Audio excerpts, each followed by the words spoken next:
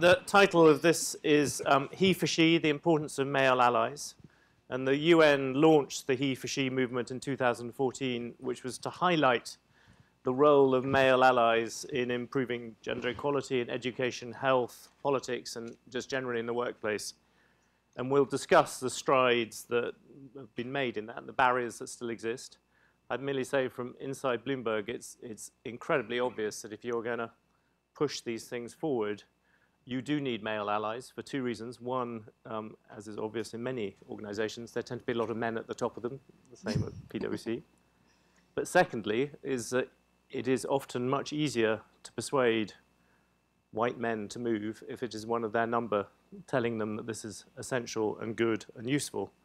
And to discuss this, we have two wonderful people. We have Elizabeth Nyamayaro, who is the global head of HeForShe at the UN and is also senior advisor to the Under-Secretary General, one of those long UN titles, but she's here. And we have Bob Moritz, who is the executive chairman, a global chairman of PwC. I'm going to ask you to do one thing first. You have to look for the clickers on your desk, on your chair. I think as Jackie mentioned at the very beginning, there would be occasional polling, occasional interactivity. And we'll be polling you on questions, I think at different times, which are relevant to our discussion. So please find your clickers. And in this case, you're going to be asked a question. And it is, what is the most effective way men can ally themselves with their female co-workers? Is it up there? It should be, yes, it's up there. And there are four answers. The first is sponsor women. The second is ensure gender balance and balanced participation in meetings. The third is advocate for generous parental leave policies. And the fourth is challenge the pay gap by being transparent about your salary. So will you vote for one of those four options now? Wait for the results to be tabulated, it's telling me.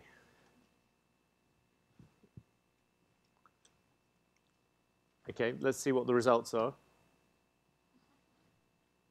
So virtually all the first, I think, sponsor women. I'm quite intrigued to ask, are there any men who voted for number 4? One here.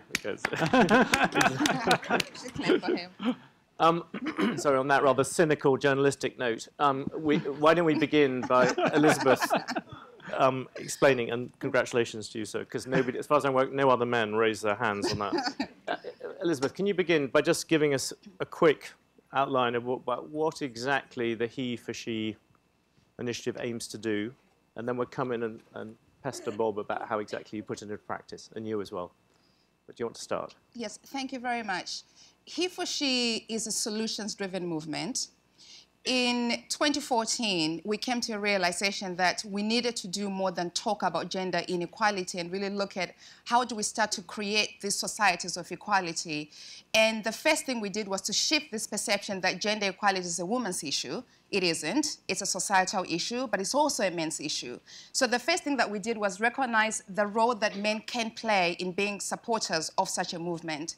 And we were very fortunate to create a very structural and systematic initiative called the Impact Initiative that created an ecosystem for change. So we engaged 10 heads of states. We engaged 10 global CEOs of Fortune 500 companies, including PwC. We also engaged university presidents to look at how can they collectively create tangible and replicable solutions for gender equality. That's what the movement is about. We've got to move beyond rhetoric to actually looking at how do we create solutions so that we can accelerate progress. We actually are moving backwards when it comes to gender equality right now. Is there a particular tangible thing you'd like to highlight to this audience as something that you particularly look to? Yes, absolutely. Again, it was recognizing that, as you rightly pointed out, you know, we live in a society where men are half of the world's population, but they do hold the majority of the power. But we also knew that it wasn't going to be an antagonistic type of way of engaging men, that we are in it together. It's an inclusive movement. And so we look to how we can empower those men in positions of power, like Bob, to identify concrete game-changing commitments and things that they can do to close the gap. from the equal pay gap to making sure there's, equal representation of women in senior leadership across the board, etc. So it's really about creating the systematic and structural change and shifting the culture within those companies. Bob, do you want to come in and say, give an example of what you've done at PwC that fits into this? So when you step back and look at what Elizabeth just described, and she deserves all the credit for how this has been organized, we at PwC signed up for 3 commitments. The 3 commitments was first, to make sure that we actually tell our story. We're a human capital organization, so we wanted to tell our story to the world in terms of our journey.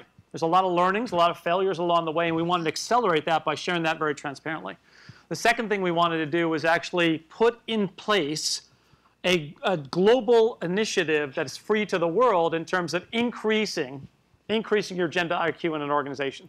So allow for some tools and techniques to be used at a location, business, academic, country, to actually get the male side of the equation as well as the overall organizations and get their IQ up so they're better understanding the realities of what's happening in their workplace, their communities, and or their governments or academic entities.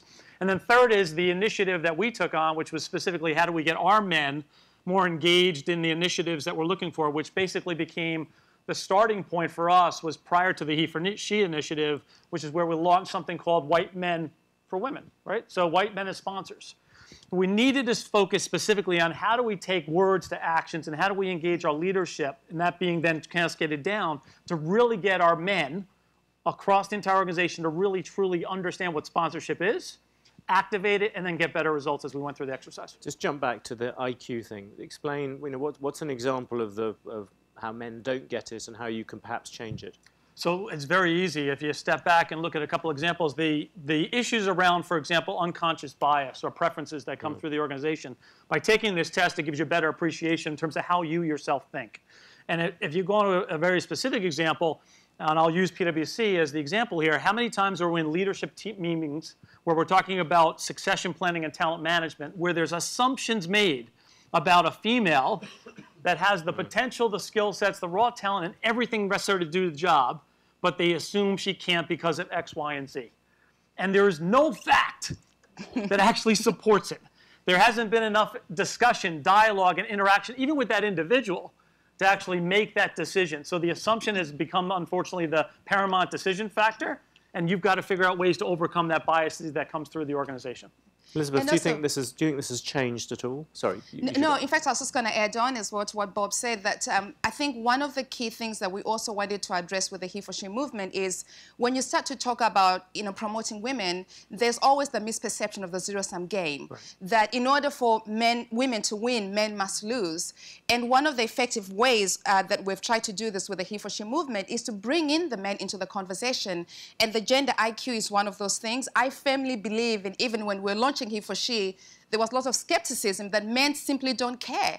And we took a leap of faith, and actually the men proved everyone wrong, because within the first 5 days of launching HeForShe, at least one man in every single country in the world has signed up to the movement.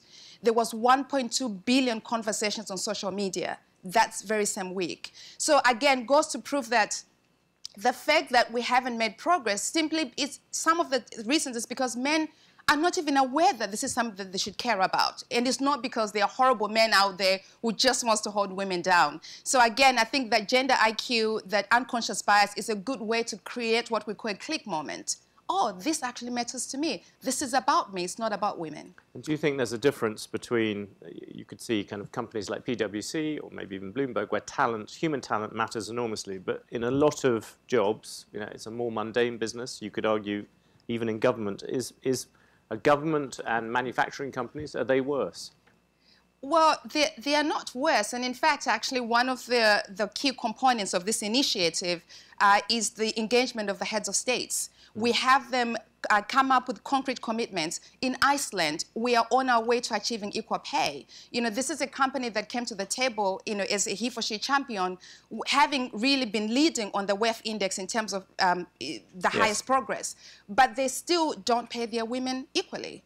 And as part of the HeForShe commitment, that is their commitment. By 2020, every single person in Iceland will have equal pay. The how, which was again important for the HeForShe movement, you've got to come not just with a commitment, but how are you actually going to get there?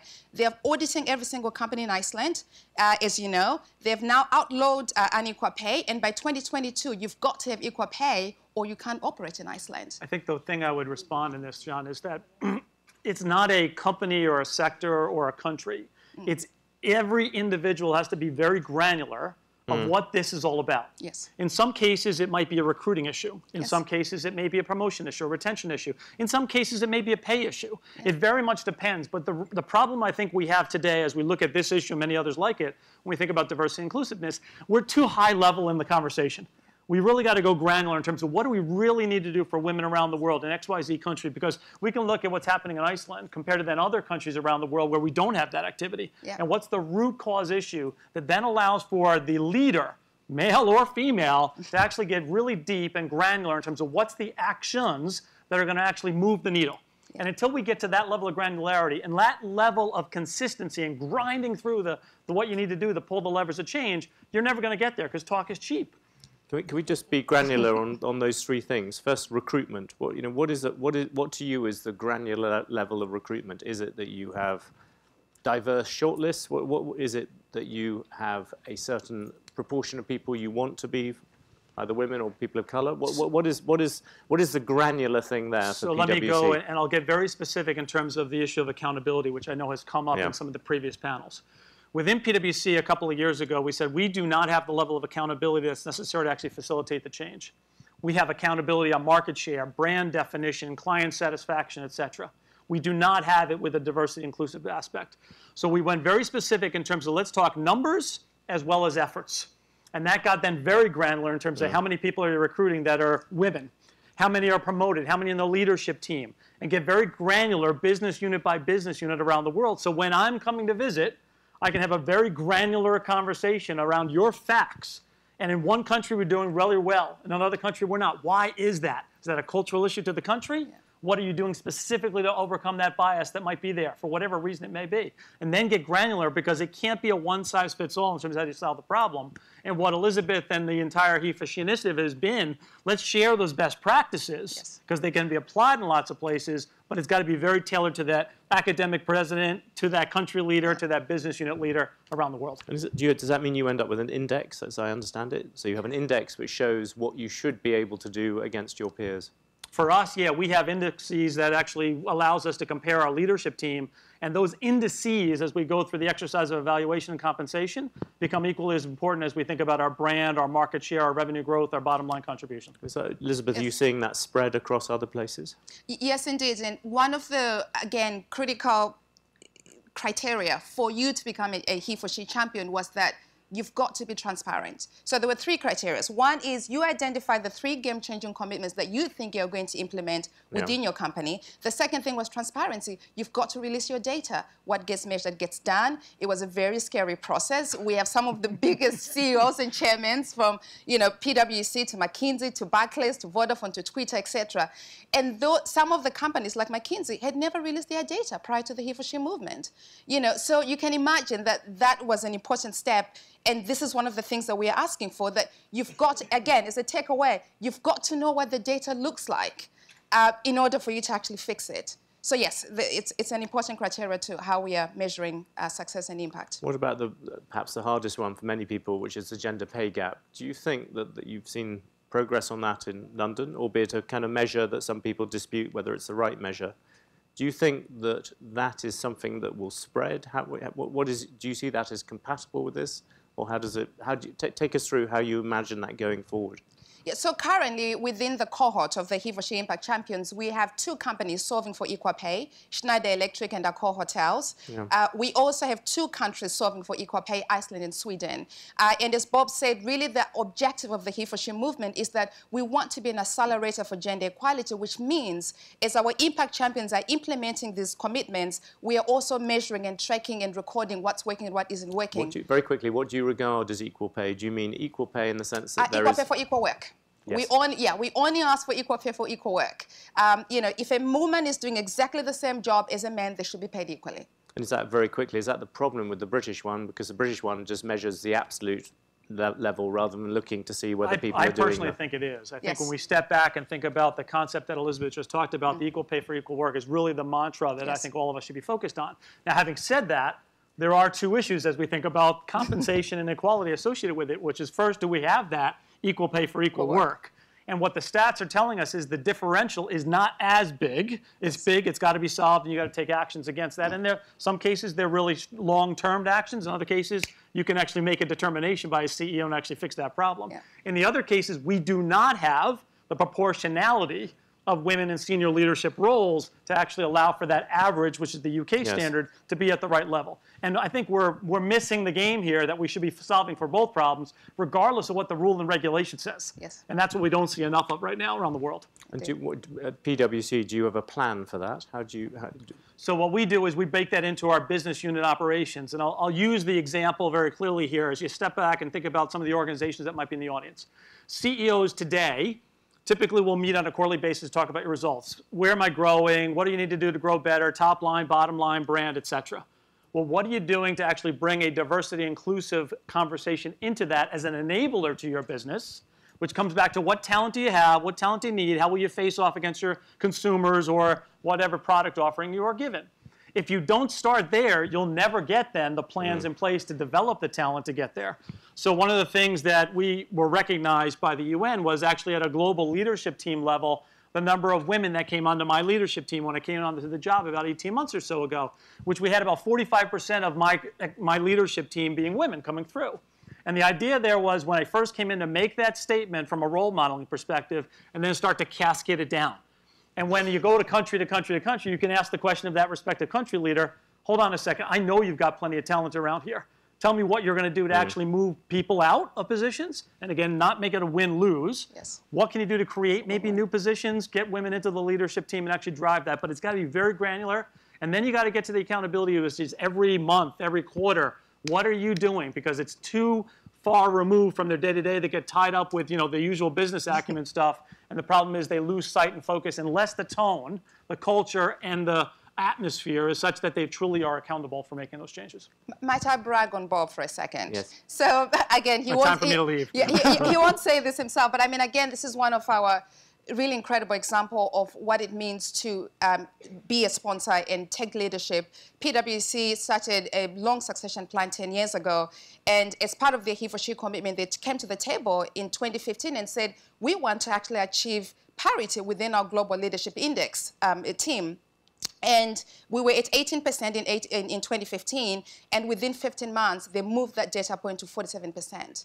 And so that's really incredible. So what we're now doing is looking at, how do we create this as a solution that tells you the narrative, that gives you the transformation framework, what happened there, what worked, what didn't work, but then also being able to give you a very detailed, HeForShe solution kit. Here are the step-by-step of how you can also create the kind of change within your own company. How do you is there a role in this for governments? I mean, I mentioned the British example where you had a government. It's, the reason why we have gender pay gap numbers is because a government mandated it. Is there a role that makes sense to either or both of you for governments to do more? Is it just simply forcing companies generally to reveal things like equal pay for equal work, or is there actually things that should do more than that? They've got to do more. And again, this is an important thing to emphasize. It's not about the business or the government working in silos. It's got about, we are creating an ecosystem. The government has a big responsibility. Half the time why we don't have progress is because we don't have legislation. But then when we also have it, it's not implemented. So the government also has to meet the private sector somewhere. Issues like paid parental leave, like equal pay, it needs the government to also invest in those programs as well. So it's creating an ecosystem where we all work together, like we're doing with the HeForShe, with the academia, with the heads of states, with the corporations. You can't let any one of the 10 by 10 by 10 participants off the hook here. The reality is you've got a combination of what government can do in terms of education, policies, procedures, access to whatever, and then the business community taking advantage of that, working together, because not the government or the business can do it by themselves. But that's when you actually have to bring in the community leaders as well. And that's why I think the beauty of the HeForShe Initiative brought in the academic leaders around the world to actually say, what else can you be doing as you think about lower education, higher education, actually create the opportunity for success no matter who that person may be. I'll give you a tangible example as well, actually, just very quickly. Malawi is one of the impact champions. They made a commitment to end child marriage, which sounds like a very lofty goal. Within a few months, they outlawed child marriage, which, again, as I said, it's not the end all. But what they've been able to do was to engage the male chiefs in the communities, the same men that married these young girls way before they're 18 years old. In a space of 12 months, those male chiefs went around and annulled more than 3,500 child marriages. And now we're working with the private sector to take those girls back into school. But this is really the ecosystem that says the government can pass the legislation, but again, change happens when bottom-up and top-down move at the same time. And then to finish the story, what you've got to have is the business community actually being part of the education system, because now that they're out of that marriage, which is forced, they have the opportunity for education. Therefore, what's happening to actually enable that? The government can't do that by themselves. So that's why you see a lot of the business community in some of those countries saying, let me start my own charter schools or other aspects like that to create the pipeline that allows me to recruit, that allows for then the promotion that's going to come. That's a very inspiring story, but many people here would also view it as a kind of a sort of de minimis one. If you can't stop child marriage, what does any of this stand for? And just to get back to the thing, is there things that there is a difference, I think, fundamental difference between governments and businesses in this, because a government can compel businesses to do things. Is that largely, obviously getting rid of totally abusive things like child marriage makes sense, but are there more things they could do in terms of the things you were talking about earlier, pay, recruitment, retention? So as you look at the academic studies around the world, there are countries that have actually many rules like that have done nothing. Yeah. And then there's countries that don't have any rules that have done a lot. And it goes back to the issue of what's the issue for that particular community or that particular country. I personally do think that there can be more done by government and government agencies as well as then other business influencers. So if you step back and think about this group as an example, the reality is when you think about disclosures for public companies in terms of what kind of diversity that they have on their board, is a great standard that, in fact, we should be actually requiring more to be done in that regard, to allow for then the pressure to come from the boards down the CEOs to the business community.